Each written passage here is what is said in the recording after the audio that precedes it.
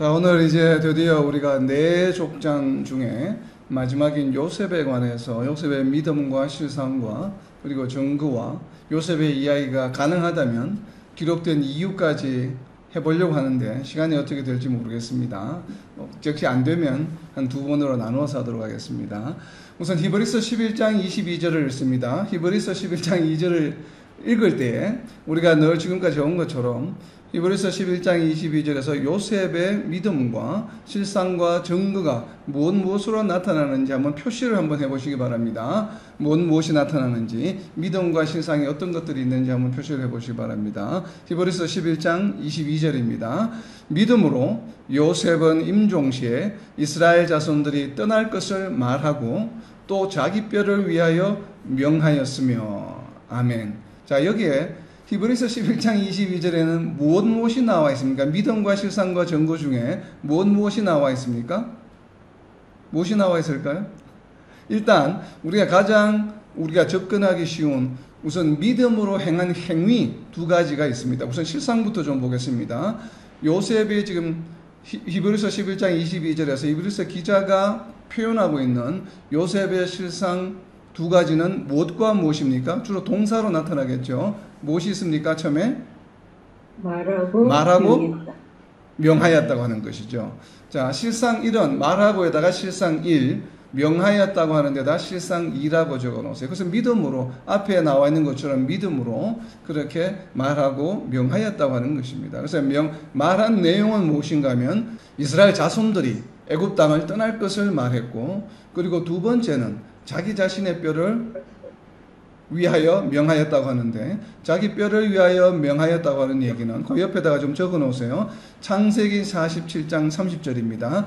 이 이야기가 이제 히브리서 자체가 유대인 크리스찬들이기 때문에 유대인 크리스찬들은 창세기 내용을 너무나 잘 알고 있겠죠. 그렇기 때문에 히브리서 기자는 자세하게 설명하지 않고 그냥 키워드만 이야기했습니다. 요셉이 자기 뼈를 위해서 명했다. 그러면 이제 히브리서 수신자들은 다 알겠죠. 창세기 내용을 알고 있으니까. 자, 창세기 47장 30절입니다. 내가 조상들과 함께 눕거든 너는 나를 애굽에서 메어다가 조상의 묘지에 장사하라. 요셉이 이르되 내가 아버지의 말씀대로 행하리이다. 아멘. 야곱이 요셉에게 유언하는 내용이에요. 그래서 여기서 내는 야곱입니다. 야곱이 조상들과 함께 눕거든 너는 나를 애굽에서 메어다가 조상의 묘지에 장사하라. 그래서 요셉이 이르되 내가 아버지 말씀대로 행하리이다 라고 하는 이 이야기를 했는데, 실질적으로 이 이야기에 지금 히브리서 11장 22절에 직접적인 연관이 있는 내용은 창세기 50장 25절에 있습니다. 지금 방금 이야기한 것은 요셉이 이런 이야기를 하게 된 첫 번째 배경에 관한 이야기가 바로 창세기 47장 30절, 야곱이 요셉에게 유언한 내용이 근거가 되어서 그 다음에 요셉 자신에게 적용한 이야기는 그 뒤에 나옵니다. 창세기 50장 25절입니다. 그래서 거기 옆에다가 창세기 50장 25절에 좀 적어 놓으세요. 그래서 히브리서 11장 22절 요셉의 뼈에 관한 이야기, 실질적인 이야기는 창세기 50장 25절에 나와 있습니다. 자, 창세기 50장 25절입니다. 요셉이 또 이스라엘 자손에게 맹세시켜 이르기를 하나님이 반드시 당신들을 돌보시리니 당신들은 여기서 내 해골을 메고 올라가겠다 하라 하였더라. 아멘. 이것이 바로 요셉이 이제 이스라엘 사람들에게, 자손들에게 자기가 이제 죽게 되었을 때, 장사지는 이제 마지막 임종 때에 이스라엘 자손들이 애굽 땅을 떠날 때에 요셉의 뼈를 가지고 나가달라고 부탁하는 내용이에요. 그렇기 때문에 히브리서 11장 22절과 직접적인 연관이 있는 내용은, 인용한 이야기는 바로 50장 25절이고, 이 50장 25절에 인용하게 된 그 배경, 요셉이 이렇게 말하게 된 그 첫 번째 근거가 되는 이야기는 바로 요셉의 아버지인 야곱의 유언으로부터 시작이 됩니다. 그래서 그 야곱의 유언의 내용이 창세기 47장 30절에 있습니다. 자, 제가 방금 읽은 야곱의 유언과, 요셉도 유언이죠. 요셉도 유언의 이야기입니다. 야곱과 요셉의 유언의 차이점이 무엇입니까? 다시 한번 살펴보시기 바랍니다. 지금 요셉은 누구에게 유언을 하고 있습니까? 대상이 이스라엘 자손에게 이야기하고 있죠. 자손에게 무엇을 부탁하고 있습니까? 자신의 뼈를 어떻게 하라고요? 메고 올라가라. 즉 언제 메고 올라가라는 이야기입니까? 애굽 땅을 떠날 때에. 자신의 무엇을? 해골을, 뼈를 가지고 가다오라고 유언을 하고 있는 반면에 야곱이 요셉에게 유언하고 있는 내용은 창세기 47장 30절에 다시 가게 되면 무엇을 지금 유언을 하고 있습니까? 조상의 묘지에 장사하라. 차이점이 뭐예요? 지금 요셉과 야곱의 유언의 차이점이? 야곱은 나중에 하는. 야곱의 뼈가 아니고 뭐라고 이야기합니까? 나를 애굽에서 메어다가 조상의 묘지에 장사하라고 그런 것이에요. 그러면 요셉이 이스라엘 자손들에게 부탁한 것은 뭐예요? 자신의 뼈를 메고 올라가라고 그랬습니다. 자, 자신의 뼈를 메고 올라가라고 하는 내용과 자신을 조상의 땅에다가 장사하라고 하는 것은 무슨 차이가 있습니까? 묘지가 어디에 있다는 얘기예요? 두 사람의 묘지가 각각. 야곱은 자신의 조상의 고향 땅에 묻히게 되는 것이고, 요셉은 어디에 지금 묻히겠다는 이야기입니까?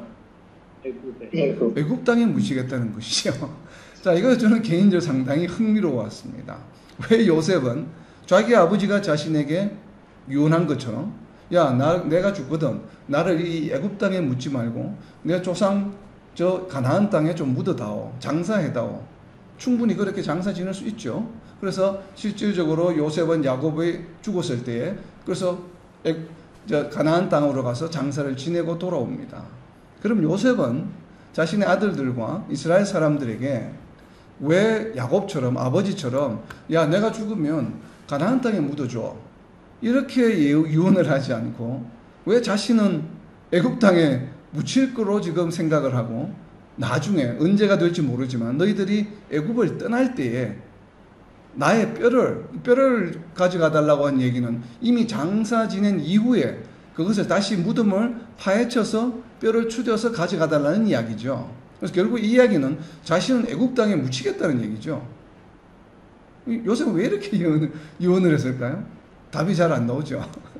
자, 이런 질문을 가지고, 이런 질문을 머릿속에 두고, 자, 우리가 또 이제 요셉 이야기 좀 풀어나가려고 합니다. 자, 이 질문은 지금 제가 서두에 질문을 던집니다. 자, 차이점이 우리가 흔히 창세기에서 요셉의 이야기를 묵상하고 공부하고 나눌 때 간과하는 부분들을 제가 지금 포인팅한 좀 지적을 추려내는 것이에요. 첫 번째, 우리가 그냥 넘어갔던 부분들이 아마 많을 겁니다. 미처 이렇게 우리가 여러 차례 요셉의 이야기를 읽고 또 나누면서도 이 포인트를 놓치는 경우가 많아요. 그리고 또 두 번째 포인트는 뭔가 하면 요셉이 꿈 해석을 하고 갑자기 졸지에 프라임 미니스터가 돼요. 그죠? 2인자가 됩니다. 졸지에. 근데 보통 우리가 그렇게 생각을 해요.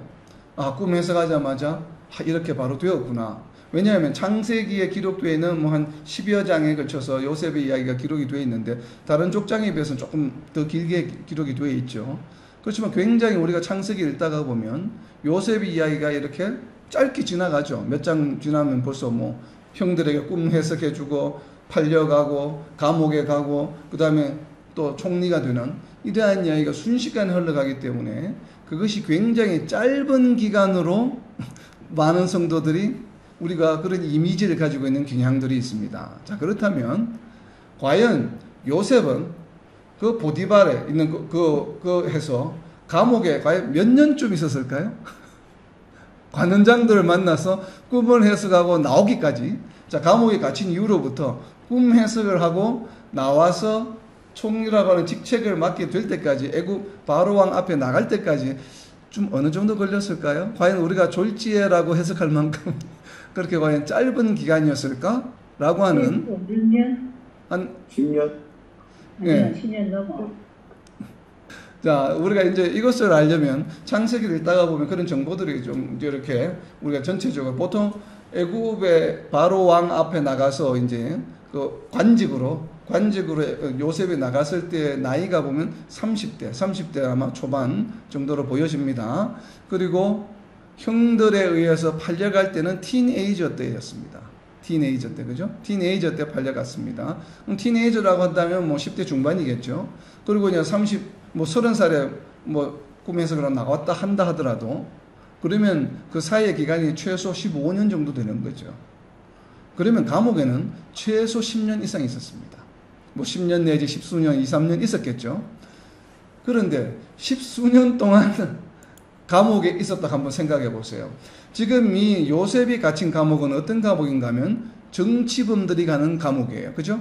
왜냐하면 술관원장이나 그런 사람들이 갇힌 걸 보면 주로 왕에게 무언가에 반역을 하거나 잘못 보여서 갇히는 그냥 일반 저런 뭐 도둑질하고 이런 사람들이 갇히는 감옥이 아니에요. 근데 대체적으로 이런 정치범들이 갇히는 감옥은 지하 감옥이 많습니다. 자, 그럼 지하 감옥에서 한 10년 한번 갇혔다고 한번 여러분 한번 생각을 해보세요. 과연 그것이 형통한 삶입니까? 자기는 잘못한 것이 없잖아요. 우리가 창세기 요셉 이야기를 보면 잘 알죠. 요셉이 잘못한 게 없어요. 잘못한 게 없는데 지하 감옥에 10년 동안 갇혔다고 이야기하면서 성경은 형통하게 하였다라고 표현을 합니다. 물론 우리가 형통하게 하였다는 건 뒤에 다시 설명을 하겠습니다만 이렇게 전반적으로 우리가 요셉의 이야기를 우리가 접근을 할 때 또 나눌 때 보면 형통한 삶? 그래서 요셉은 우리가 어려움을 겪었다고 하는 것은 알지만 굉장히 힘든 우리가 보통 사람으로서는 견뎌내기 힘든 고통이에요. 사실은 지하 감옥 그냥 일반 감옥에서도 내가 억울하게 죄를 짓지 않았는데도 불구하고 10년 이상 수용 생활을 한다고 하는 것은 인생에 그것도 언제예요? 우리가 60대 70대 좀 이렇게 활동적이지 좀 덜할 때 감옥에 갇힌 게 아니고 언제부터? 티네이저 때 소위 말하면 20대 가장 혈기가 왕성할 때 가장 무언가 꿈을 펼쳐나갈 때 인생이 어떻게 보면 인생의 성장기 굉장히 처음 시작하는 그 무렵에 감옥에 갇혔습니다. 그러니까 이것은 굉장히 우리 개인 인생사로 한번 적용해 보게 되면 감당하기 힘든 것이에요. 만약에 저보고 개인적으로 내가 형통한 삶을 하나님 형통한 삶을 이렇게 하게 해줄 테니까 20대 초반에 네 감옥에 가서 10년 있을래? 그러면 저는 그렇게 하겠다라고 답을 선뜻 못할 것 같아요. 형통 안 해도 좋으니까 감옥에 안 가는 걸 선택하지 않을까 저는 그런 생각이 좀 듭니다. 그런데 우리가 왜 제가 이런 이야기를 하냐면 오늘 우리가 나누게 될 히브리 기자가 바라보는 요셉의 이야기 중에 창세기에 많은 이야기가 나와 있음에도 불구하고 우리가 흔히 알고 있는 요셉의 이야기라고 한다면 주제는 이 내용이야. 형통한 삶이야. 순종하는 삶이야. 그리고 하나님을 전적으로 의지하는 삶이야. 이런 키워드들이 나오는데도 불구하고 그 내용을 직접적으로 쓰지 않고 요셉이 그냥 유언하는 이야기를 단 한 줄로 딱 인용을 했습니다.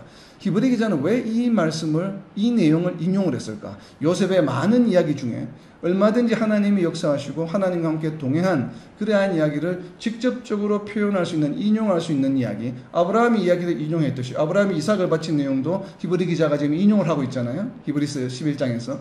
그런데도 불구하고 아브라함 이후에 이어지는 이삭과 야곱과 요셉의 세 사람의 이야기는 히브리 기자가 인용한 이야기는 다 무슨 이야기예요? 아브라함과 달리 무엇에 관한 이야기를 지금 세 족장에 대해서 인용하고 있습니까? 전부가 다 이삭도 마찬가지고 야곱도 마찬가지고 요셉도 마찬가지고 다 임종할 때 유언에 관한 이야기를 인용하고 있어요.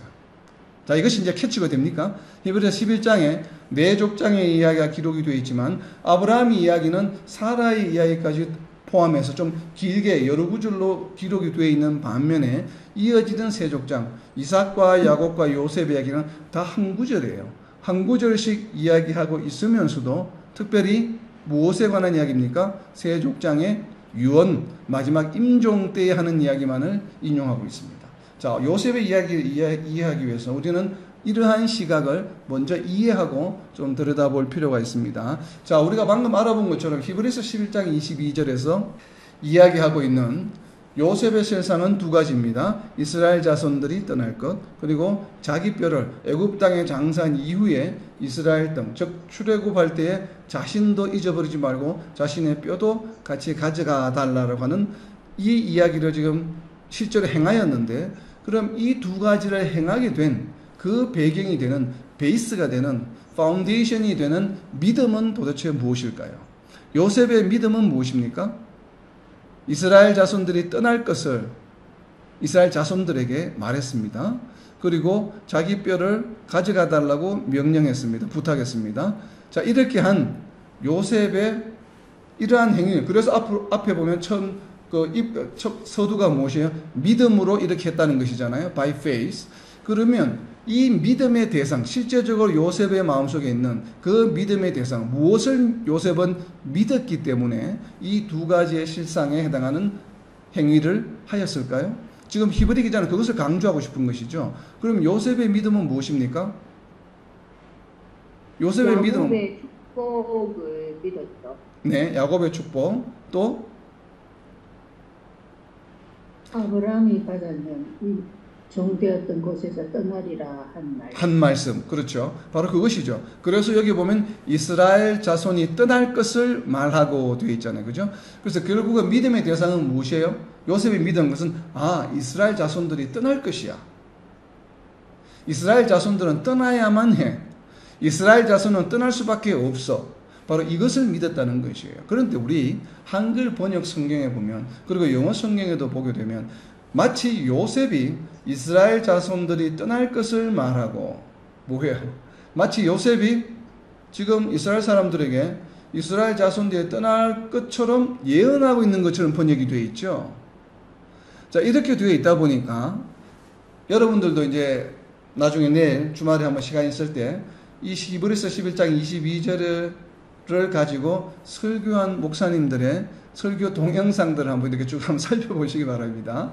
저도 제목을 한번 쭉 살펴보니까 뭐 영어로 설교하신 분들도 마찬가지고 한글로 한국 목사님들도 마찬가지고 이 쭉 보게 되면 그 내용의 주가 되는 제가 보기에 언뜻 이렇게 쭉 한번 살펴보니까 90% 이상이 무엇을 제목으로 삼고 있냐면 내용이, 설교는 제가 듣지 않았습니다만 몇 개를 빼놓고는 요셉이 지금 믿음으로 이렇게 두 가지를 했는데, 믿음으로의 믿음의 대상, 요셉이 무엇을 했냐면 장차 일어날 일에 대하여 요셉이 예언한 것처럼, 말한 것처럼. 그래서 요셉이 믿은 것은 무엇인가 하면 장차 일어날 일에 대한 믿음을 가지고 이스라엘 자손들에게 이 두 가지를 이렇게 명령하고 말했다라고는 제목이 많았어요. 그래서 future, 미래에 일어날 일에 대한 것이라고 이렇게 해석을 하고 있습니다.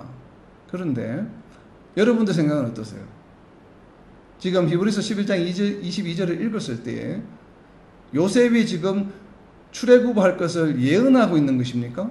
말하고. 그렇죠.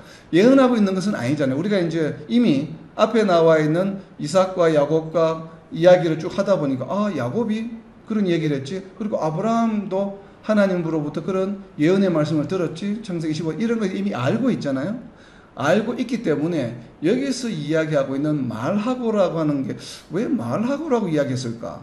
떠날 것을 예언하고 떠날 것을 이렇게 했다는 거 이야기를 하지 않고 자손들에게 말하고, 그래서 이제 말하고라고 하는 이 헬라어 원어에 대한 호기심이 좀 생깁니다. 그래서 이 말하고라고 하는 헬라어를 보게 되면 우리가 일반적으로 이렇게 제가 지금 말하고 있는 것처럼 말하다라고 하는 헬라어는 랄레오라고 하는 헬라어예요. 일반적으로 쓰는 헬라어, 말하다는 랄레오라고 하는 헬라어인데 그 단어가 아니에요. 여기에 사용되고 있는 헬라어 단어는 전혀 어떻게 보면 말하다라고 하는 단어하고는 상관이 없는 그런 단어를 지금 사용하고 있습니다. 무슨 단어를 사용하고 있냐면 머네이모누어라고 하는 단어를 사용하고 있는데, 이 머네이모누어라고 하는 단어는 KJV 번역 보게 되면 21번 번역이 됩니다. KJV 영어 성경 기준으로 볼 때 21번 번역이 되어 있는데, 이 머네이모누어라고 하는 단어가, 그런데 그 21번 번역된 내용 중에 19번은 영어 성경에 무슨 단어로 번역이 되어 있냐면 remember라고 하는 단어로 번역이 되어 있습니다. 그러니까 21번 중에 19번은 remember로 번역이 되었어요. 그렇다는 얘기는 무슨 얘기입니까? 기억하다는 뜻이에요. 이 헬라어 단어 모네이모누어는 기억하다는 뜻입니다. 그럼 기억하다는 것과 말하다고 하는 것은 의미가 전혀 다른 얘기죠. 기억하다는 것을 어떻게 말하고라고 번역을 했을까? 그리고 또 19번 말고 한 번 더는 KJV에서 뭐라고 번역이 되어 있냐면 mindful이라고 번역이 되어 있습니다. 그러니까 mindful이라고 한다는 건 무슨 얘기예요? 마음속에 무언가 좀 이렇게 생각한다. mindful. 내가 무언가 좀 이렇게 껄끄럽게 생각한다고 할 때 무언가 지금 마음에 내가 좀 생각한다는 뜻이 mindful 하자는 뜻이잖아요. be mindful. 좀 신경 써라, 뭐 이런 뜻이겠죠. 한국말로 하면 be mindful, 좀 신경 써라, 마음에 걸려해라, 뭐 이런 뜻일 텐데, 자, 그런 뜻으로 번역을 했습니다. 그러니까 전혀 말하다라고 하는 것과는 상관이 없는 단어예요.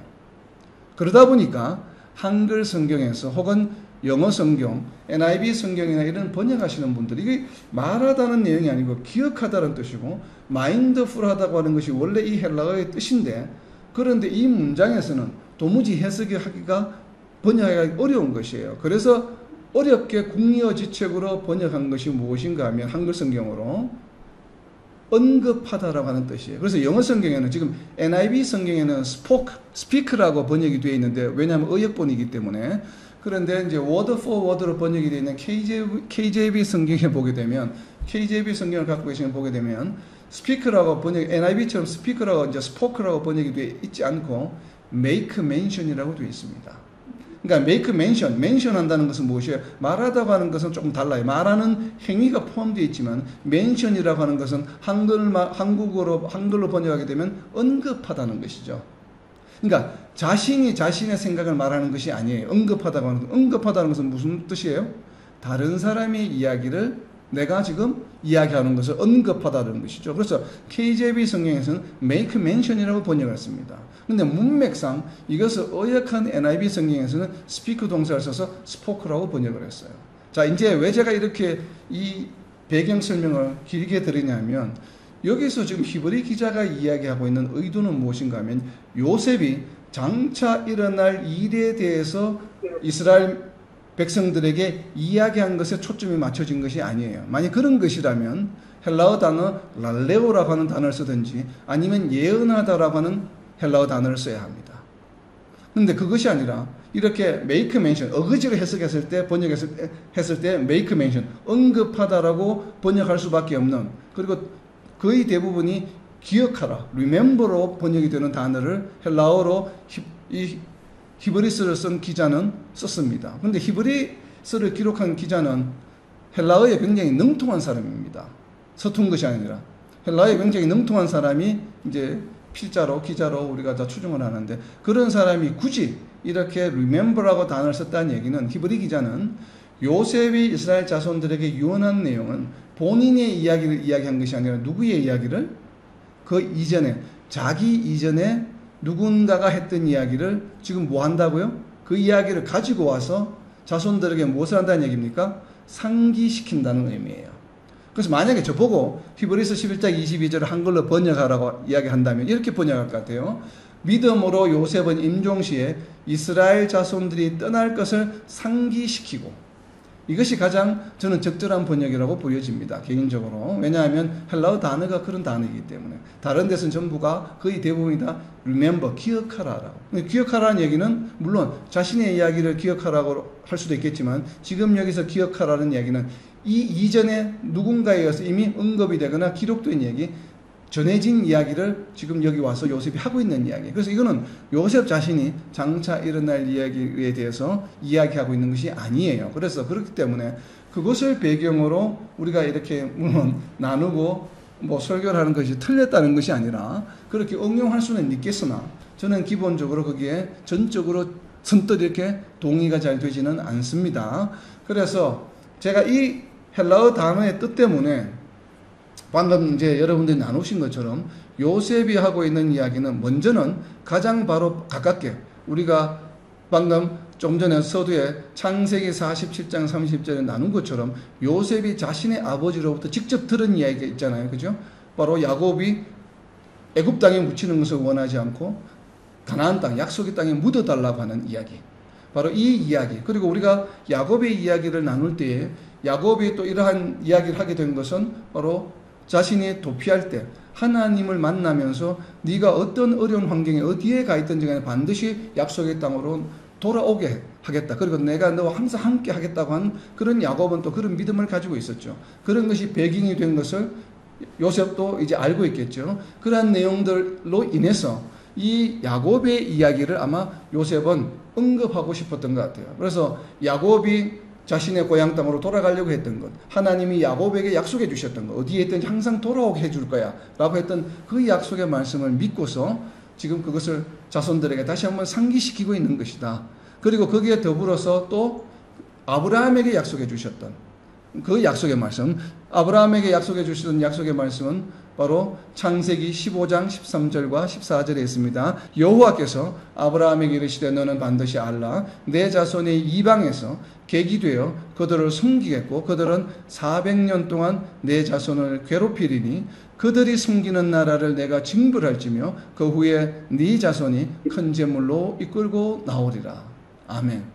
바로 이 아브라함에게 약속해 주셨던 약속의 말씀과 야곱이 요셉에게 유언했던 그 말씀과 두 가지 말씀은 두 가지가 결론적으로는 다 하나님의 약속의 땅으로 오게 해주겠다고 하는 약속이 결론이죠. 근데 두 약속의 차이점이 무엇입니까? 지금 요셉이 이 두 가지 내용을 다 알고 있어요. 이 두 가지 내용을 다 알고 있기 때문에 히브리서 11장 22절처럼 이스라엘 자손들에게 자기가 이렇게 말하고 명하였습니다. 부탁을 했습니다. 무슨 차이점이 있습니까? 아브라함이 하나님으로부터 들은 예언의 말씀은 무슨 내용이에요? 애굽 땅에서 400년 동안 산다고 하는 것이죠. 자, 이 이야기를 요셉은 믿었습니다. 하나님께서 아브라함이 해주신 예언의 말씀, 너희가 어디에서? 이방에서 객이 되어 그들을 섬기겠고, 애굽 땅이라고 이야기는 하지 않았죠. 그런데 이방에서 객이 되어 그들을 섬기겠고 했는데, 이 이야기가 바로 요셉은 내가 지금 와 있는 이 애굽 땅이 바로 이방 땅이기 때문에 여기에서 지금 내 이후에 있는 후손들이 400년 동안 여기서 머물겠구나 라고 하는 생각을 했을 가능성이 높습니다. 자, 그런데 실질적으로 뒤에 지금 창세기가 아닌 뒤에 나오는 역대하에 나오는 이야기에 보게 되면 430년간 종사를 했다고 합니다. 그런데 지금 창세기에서는 몇 년 동안 종사를 했다고요? 400년 동안 했다고 그러고, 뒤에 나오는 역사서에서는 430년 동안 종살이 하다 나왔다라고 기록하고 있습니다. 역사서에서는, 성경에서. 이 차이점은 왜 나왔을까요? 서로 모순되는 겁니까? 요셉의 나이 플러스. 그렇죠. 야곱이 지금 애굽 땅에 오게 된 것, 야곱이 애굽 땅에 오게 된 것은 요셉에 의해서 야곱이 오게 되었죠. 그래서 야곱이 오고 나서 얼마를 더 살았다는 이야기입니까? 아마도 30년을 더 산 것으로 보입니다. 왜냐하면 야곱이 살고 그 다음에 요셉이 죽을 때까지의 간격이 아마 최소한 30년 이상은 되었던 것 같아요. 왜냐하면 요셉이 사는 동안에는 종이 아니었죠. 종은 언제부터 되었습니까? 요셉 이후로부터 종살이를 하게 되었죠. 요셉이 살아있는 동안은 종이 아니었죠. 어떻게 보면 총리의 가족으로서 누리면서 살았던 것이죠. 그래서 430년 동안 있다가 나왔다고 하는 것과 지금 창세기에서 이야기하고 있는 객이 되어서 너희가 객이 되어 그들을 섬기겠고 하는 이 400년은 아마도 요셉이 죽고 나서 이후로부터 400년이 쓸 것으로 추정이 됩니다. 그렇게 해야만 뒤에 나온 역사서에서 이야기하고 있는 430년 동안 애굽 땅에 머물렀다고 하는 이야기와 서로 모순된다고 하는 것들을 우리가 좀 설명이 가능하겠죠. 그래서 그렇게 우선 이해가 됩니다. 그렇기 때문에 요셉은 지금 이후로부터, 내 이후로부터는 애굽 땅에 있을 수밖에 없겠구나. 그렇기 때문에 자신을 고향 땅, 아버지처럼 내가 죽거든 가나안 땅에 장사 지내게 해달라고 유언하지 않은 것으로 보여집니다. 왜냐하면 뭐 때문에? 하나님의 예언의 말씀이 성취되어야 하기 때문에. 왜 이런 이야기를 했을까요? 만약에 요셉이 자손들에게 나도 아버지처럼 고향 땅에 좀 장사 지내줘. 그러면 어떻게 됩니까? 사람들이 고향 땅을 떠나서 장사 지내러 가야 되죠. 그러다 보면 그 예언의 말씀이 안 지켜질 수도 있겠죠. 장사 지내러 갔다가 어때요? 안 돌아오게 되면 어떻게 됩니까? 안 돌아오게 되면 이 예언의 말씀이 이루어지지 않게 되겠죠. 제가 왜 이런 이야기를 드리냐면 요셉의 이야기가 왜 창세기에 기록되어 있으며 그것을 히브리 기자가 왜 이렇게 인용하고 있는가를 설명하기 위해서 제가 지금 이런 화두를 던지는 것이에요. 왜냐하면 하나님의 예언의 말씀이 성취되도록끔 어떻게 했다고요? 요셉이 지금 유언을 하고 있다는 것이에요. 당시에 있던 애굽 왕은 아직도 여전히 요셉을 알고 있는 사람이기 때문에 요셉이 죽었을 때 그 후손들이 부탁하게 되면 요셉이 우리한테 유언을 했습니다. 우리가 고향 땅에 묻어달라고. 그랬으면 그 애굽 왕이 허락을 했을까요? 하지 않았을까요? 허락했을 가능성이 상당히 높아 보입니다. 여전히 요셉이 알고 있는 왕이기 때문에. 그러면 이 가족들이 가나안 땅을 갔겠죠. 근데 그때 갔을 때는 숫자가 몇 명이 안 되지 아직은. 그때 해봐야 몇백 명 수준이겠죠. 그럼 이 사람들이 가나안 땅에 왔습니다. 가나안 땅에 장사 지내러 왔다가 과연 애굽으로 다시 돌아갈 이유가 있을까요? 요셉도 없는데 안 돌아가겠죠, 당연히. 요셉이 없는 마당에, 요셉이 지금 총리도 아닌데 돌아갈 이유가 있겠습니까? 애굽 땅으로 다시. 더군다나 자기는 선택된 약속의 민족인데 이미 가나안 땅으로 돌아왔는데 왜 돌아가겠습니까? 자신들도 불안하지 않겠어요? 지금 총리로 있는 요셉이 죽은 마당에 과연 애굽 땅으로 돌아왔을 때 우리가 무사할 수 있을까? 이런 생각이 자연히 사람이란 누구나 들겠죠. 그래서 만약에 그때 요셉을 장사하러 왔다라면 가나안 땅에 안주하면서 애굽 땅으로 다시 이 사람들이 돌아가지 않았을 가능성이 저는 상당히 높았을 것으로 보여집니다. 그렇기 때문에 요셉이 장사를 자기 고향 땅에, 조상의 고향 땅에 해달라고 유언하지 않은 것으로 저는 이해하고 싶습니다. 왜냐하면 그렇지 않고서는 도무지 왜 이렇게 야곱과 다른 유언을 했는지 성경 내에서 그 이유를 찾기가 상당히 어려워 보입니다. 자, 그렇게 우선 좀 정리를 하고 제가 지나갑니다.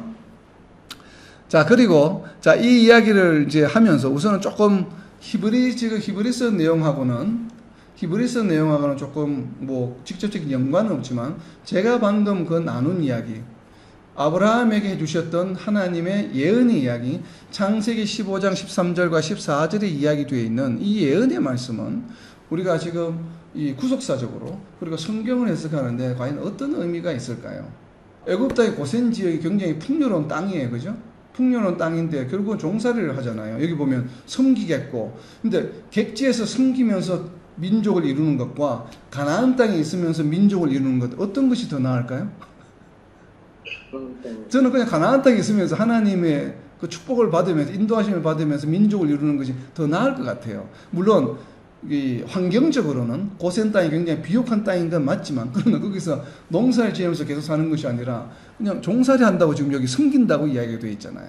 그러면 어쨌든 간에 핍박받는 상황인데 굳이 이런 얘기는, 그렇다면 결국은 하나님께서 지금 예언하시면서 앞으로 장차 이스라엘 민족들을 어떤 상황으로 지금 이렇게 인도해 가신다는 얘기예요. 핍박받는 상황으로, 어떻게 보면 가나안 땅에서 핍박받는 상황으로, 좀 이런 표현은 뭐하지만 몰고 가시는 거죠. 약속의 땅에 거주하고 있는 사람들을 이방 나라로 가서 종살이하게끔 섬기는 역할을 하도록끔 그런 상황으로 가지고 와서, 그것도 짧은 기간이 아니라 무려 400년간 그것을 하게 하시겠다고 하는 하나님의 계획이에요. 하나님의 예언의 말씀은 결국 계획이죠. 그럼 왜 하나님은 이렇게 이스라엘 선택한 민족을 어렵고 힘든 상황으로 400년 동안 처하게 하실 그런 계획을 가지고 계시고 또 그것을 이행하셨을까요? 무엇을 보여주기 위해서? 그러기 위해서는 하나님이 생각하고 계신 창세기로부터 우리가 지금까지 계속 가인과 아벨의 이야기로부터 계속 이야기가 나오면서 이어지는 모든 내용들이 그렇죠. 그리고 아브라함과 또 누가 있었습니까? 아브라함과 사촌 룻에 관한 이야기가 있었고, 그 다음 창세기에 기록된 이야기는 이삭과 이스마엘에 관한 이야기가 있었고, 또 그 다음 세대에 이어지는 이야기는 누구와 누구 이야기입니까? 야곱과 에스의 이야기가 있었고, 지금 요셉에 와서는 무슨 이야기가 되었다는 것이요? 가나안 땅에 머무는 것과 애굽 땅에 머문다고 하는 두 가지 이야기가 지금 전개되는 것이죠. 자, 가인과 아벨의 이야기, 창세기 처음 시작 이야기, 가인과 아벨의 이야기는 제가 무슨 이야기라고 했습니까? 오른쪽, 왼쪽, 양과 염소의 이야기가 지금 성경 처음부터 계시록까지 계속 이어진다고 이야기했죠. 그래서 하나님 입장에서는 항상 두 가지 부류의 사람들이 지구상에 존재합니다. 세 가지가 존재하는 것이 아니에요. 항상 두 가지입니다. 하나는 무엇이에요? 오른쪽, 양에 속하는, 하나님 그룹에 속하는 사람들. 그리고 나머지는 뭐예요? 하나님 그룹에 속하지 않는, 염소요, 왼쪽이요, 하나님 그룹에 속하지 않는 자들이에요. 그래서 하나님은 하나님의 백성, 약속의 땅에 거할 자들, 그리고 그 이외의 자들은 무엇이에요? 이방 땅, 하나님의 약속의 땅이 아닌 약속의 땅 바깥에 존재하는 사람들입니다. 그래서 세상도 하나님 보신 세상은 이분법이에요. 하나님의 나라와 하나님 나라 이외, 관로 밖, 이런 개념이거든요. 그렇다면 여기서 말하는 이방이 애굽이 되었던 어디가 되었던 간에 이방에서 한다는 얘기는 하나님의 나라에 있던 사람들이 이방의 나라에 있다가 이것을 나중에 이방의 나라, 즉 이방이라는 나라는 다르게 우리가 신약 시대로 오게 되면 이방의 나라는 무엇입니까? 우리가 예수님 오신 이후에는 이방 나라를 무엇이라고 표현합니까? 세상이라고 표현하죠. 세상에 속해 있는 사람들이 예수님을 믿음으로 어디에 들어온다고요? 구약에서는 가나안 땅, 약속의 땅이지만 우리가 예수님 오신 신약의 개념은 세상에 속해 있던 사람이 예수님을 믿음으로 어떻게 된다고요? 하나님의 백성이 되는 것이죠. 하나님의 백성이 되면서 하나님의 나라에 속하는 사람들이 되는 것이죠. 그래서 새로운 신분, 결국 신약에서는 하나님의 나라, 구약시대에서는 가나안 땅, 약속의 땅, 그리고 신약에서는 예수님 오신 이후에는 세상에 속한 자들, 그리고 구약시대에서는 이방에 속한 자들, 이방의 대표가 되는 나라가 바로 애굽 땅, 그죠? 결국은 아브라함에게 주신 이 하나님의 예언의 말씀은 무엇을 보여주는 것입니까?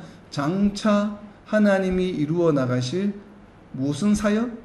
구속사역, 구원사역에 관한 것을 예표로 보여주기 위한 구약의 내용이에요. 아니고서는 하나님의 선택한 백성을 굳이 400년 동안 어렵게, 좀 이런 속된 표현으로 골탕 먹일 일은 하실 이유가 없죠. 왜 종사를 시키십니까? 사랑하는 선택한 민족을. 그런데 이 하나님의 백성을 선택한 이유가 뭐라고 말씀하셨어요? 아브라함을 선택하시면서 세상을 향하여 여호와가 하나님이심을 알게 하기 위한 것이거든요. 아브라함의 족속들, 아브라함의 후손들만을 구원하기 위한 것이 아니고 아브라함 민족을, 이스라엘 민족을 선택하신 이유가 뭐예요? 여호와가 하나님이심을 세상 사람들로 하여금 알게 하시기 위함이에요. 그래서 우리가 출애굽기에서 출애굽할 때도 무엇이에요? 애굽 땅에서 10가지 재앙을 일으키신 이유가 무엇입니까? 여호와가 하나님이심을 알게 하기 위함이에요. 여호와가 하나님이심을 알게 하기 위한 것은 바로 무엇이요? 하나님이 세상의 창조주시요 주권자이심을 세상으로 하여금 알게 하기 위한 것이거든요. 그 사건이 결국적으로는 우리가 컨슈메이션 한다고 그러는데 궁극적으로 이루어진 것이 바로 무엇입니까? 예수님이 이 땅에 오신 사건이죠. 그래서 예수님을 통하여 우리가 구원을 받게 되는 구속 사역을 일으키는 것이에요. 바로 그 이야기가 바로 아브라함에게 주신 창세기 15장 13절 14절이. 그래서 창세기 15장 13절 14절이 바로 무엇인가 하면 성경에서 가장 어떻게 보면 먼저 나타난 구속 사역에 관한 이야기예요. 우리가 창세기 3장 15절은 처음 복음이라고 이야기를 합니다. 그죠? 그래서 여자가 뱃머리를 바른다고 하는 그 이야기는 창세기 3장 15절을 우리가 원시복음이라고 이야기하는데 신학적으로 처음 복음이라고 이야기하는 반면에 창세기 15장 13절 14절은 바로 무엇인가 하면 첫 구속사역에 대한 이야기예요. 그래서 이것이 단순히 그냥 너희가 종살이 하고 나중에 내가 너희를 거기서 종살을 하고 있는 데서 내가 구원해낼 거야. 끄집어낼 거야. 끄집어낸다는 얘기를 다르게 표현하면 신약적으로 표현하면 뭐예요? 세상 가운데 있는 사람들을 어디로? 하나님 나라로 인도해낼 거야. 그게 바로 구원사역이잖아요. 그것을 위해서 예수님이 오셨지 않습니까? 결국은 예수님을 메시아를 보내주시겠다고 하는 약속의 언약의 말씀이 바로 창세기 15장 13절과 14절의 이야기라고 저는 해석이 됩니다. 그래서 이것을 어떻게 보면 원시 구속사역에 관한 이야기라고도 볼 수 있겠죠. 물론 이렇게 이야기하는 신학자들이 있는지는 모르겠습니다만은 우리가 3장 15절을 원시복음이라고 이야기하는 것과 같은 메커니즘으로 이야기한다면 창세기에 나타나는 15장에 나타나는 이 이야기는 바로 구속사역에 관한 장차 하나님이 이루실 예수님을 통해 이루실 온 인류를 위한 구속사역이에요. 그것을 이스라엘 민족을 통해서 내가 샘플로 너희들에게 조교로서 보여주겠다는 것이에요. 하나님이 사람들을 어떻게 구원해내는지를. 그래서 이 사건이 기록이 되어 있는 성경이 어디에 있습니까? 실제적으로 출애굽기에 기록이 되어 있죠. 그래서 우리가 출애굽기에 기록이 되어 있는 내용을 보다 보면 출애굽기에 애굽 땅에서 하나님께서 이스라엘 백성을 구원해내는 과정을 보게 되면 무엇을 이해할 수 있습니까? 바로 무엇을 이해할 수 있습니까? 출애굽 과정을 왜 출애굽기에서 기록하고 있습니까? 계시록 읽다가 보면 이해가 잘 안 되는 부분이 있습니다. 그 부분에 대해서 굉장히 그 부분 때문에 우리 장로교도 마찬가지고 우리가 랩처 휴거를 2번 한다고 우리가 해석하는 이유가 장로교에서 그런 시각을 가지고 있죠. 그래서 환란이 일어나기 전에 임시적으로 우리가 휴거해서 기다리고 있다가 환란이 마무리되는 끝 무렵에 예수님 오실 때 우리가 다시 온전하게 예수님을 만난다라고 하는 이런 2번 휴거하는 개념을 우리 장로교는 유지하고 있습니다. 근데 실제적으로 성경에는 그런 내용이 없음에도 불구하고 그렇게 이야기하는 이유는 왜냐하면 환란을 당하지 않는다는 라 성경 구절들이 많기 때문에 우리 교회가 성도들이 그런데 계시록을 자세히 읽다 보면 성도들은 분명히 많은 다른 성경 구절에서도 환란 과정을 통과하게 된다고 저는 개인적으로 믿습니다. 그러면 환란으로부터 지켜주는데 어떻게 지켜줄까? 도저히 막 하늘에서 뭐 불이 떨어지고 이러는데 도대체 우리가 성도들이 이 땅에 있는데 어떻게 우리가 보호하심을 받을까? 도저히 우리의 상식이나 과학적으로는 우리가 이해하기가 어렵습니다. 그런데 그 이야기가 어디에 기록이 되어 있습니까? 바로 출애굽기에 기록이 되어 있죠. 출애굽을 보게 되면 과정을 보게 되면 나중에 계시록 때 마지막 때에도 이렇게 우리를 보호해 주시겠구나. 얼마든지 이해할 수 있죠. 그래서 헤옷 입은 여자가 보호해 준다고 하는 개념이 이해가 됩니다. 그렇기 때문에 굳이 환란 받기 전에 우리가 원시적으로 먼저 한번 랩처에서 휴거한다는 이야기를 주장하지 않아도 돼요. 왜냐하면 애굽 땅이 징벌을 받을 때 이스라엘 민족이 머물고 있던 고센 지역에만 파리 때가 재앙을 내리질 않아요. 파리 재앙을 했는데 온 애굽 땅에 파리가 들고도 불구하고 그 고센 지역만 파리 때가 없어요. 그게 과학적으로 가능한 이야기입니까? 우리가 상식적으로 가능한 이야기예요? 그럴 수 없죠.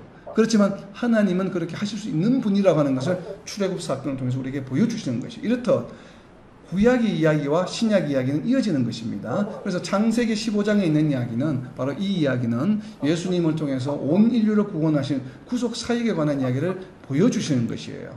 그래서 바로 우리에게 어떤 것이 있다는 얘기예요. 하나님이 이렇게 우리는 뭐예요? 결국은 애굽을 떠나 가나안 땅에 돌아온 것처럼 세상을 떠나 하나님 나라로 돌아온다. 이것을 바울 사도는 이렇게 표현했죠. 빌립보서 3장 20절입니다. 마지막으로 이것 하나만 찾아보겠습니다. 빌립보서 3장 20절입니다. 빌립보서 3장 20절. 그러나 우리의 시민권은 하늘에 있는지라 거기로부터 구원하는 자 곧 주 예수 그리스도를 기다리노니. 바로 이 이야기를 하늘에 속한 시민권, 하늘의 시민권에 관한 이야기가 창세기 15장 13절과 14절의 이야기예요. 세상으로부터 구해내겠다 너희들을. 그래서 하나님 나라로 옮기겠다. 즉 하늘의 시민권을 부여하겠다고 하는 예언의 말씀입니다. 그래서 창세기 15장 13절 14절 옆에다가 빌립보서 3장 20절이라고 좀 적어놔주세요. 바로 이 성취, 이 이야기에 대한 예언의 이야기를 구약에서는 이렇게 표현하고 있다는 것입니다. 자, 오늘은 여기까지만 하겠습니다. 왜냐하면 요셉의 이야기를 기록하고 있는 이야기가 좀 많이 길어지는 내용이기 때문에 우리가 이렇게 요셉이 믿은 이야기는 지금 말했다고 하는 이야기는 본인의 이야기는 장차 일어날 그 내용은 장차 일어날 이야기지만 실질적으로 요셉의 믿음의 대상은 장차 일어날 이야기에 대한 것이 아니고 바로 아브라함에게 주셨던 하나님의 예언의 말씀을 믿은 것이죠. 그렇기 때문에 이 예언의 말씀이 400년 동안 있어야만 하기 때문에 자신을 장사 지내지 말고 그냥 나는 여기 묻히게 하고 왜 400년 동안 너희가 여기 머물러야 돼. 이것을 강조하고 있는 이야기예요. 그래서 하나님의 예언의 말씀은 반드시 지켜지고 성취되고 이루어진다고 하는 것을 요셉은 강조하고 있는 것입니다. 바로 이 이야기를 잘 기억하면서 이번 한 주간 동안 요셉의 이야기가 왜 창세기에 기록되어 있는가, 그리고 히브리 기자는 왜 이렇게 이 말씀만을 뼈에 관한 이야기를 인용하고 있을까를 묵상해 보시면서 요셉의 이야기를 기록하고 있는 이유를 다음 주에 한번 나누도록 하겠습니다. 정말 이러한 요셉과 같은 믿음, 성경에 기록된 모든 하나님의 말씀, 예언의 말씀은 반드시 이루어진다고 하는 것, 그것이 우리가 기대하거나 원하는 그러한 좋은 상황이 아닐지 한다 할지라도, 세상적으로 바라볼 때 어렵고 힘든 상황이라 할지라도 우리는 하나님의 말씀은 반드시 이루어져야 하는데 무엇을 위해서? 천국 시민권을 위해서 반드시 지나가는 과정이라고 하는 이런 믿음을 가지고 어렵고 힘든 상황 속에서도 장차 다가올 우리 천국 시민권이 이 소망을 가지고 이겨나가는, 승리해 나가는 저와 여러분 그리고 이 땅의 모든 하나님의 백성들이 되시기를 예수님의 이름으로 선포합니다. 네.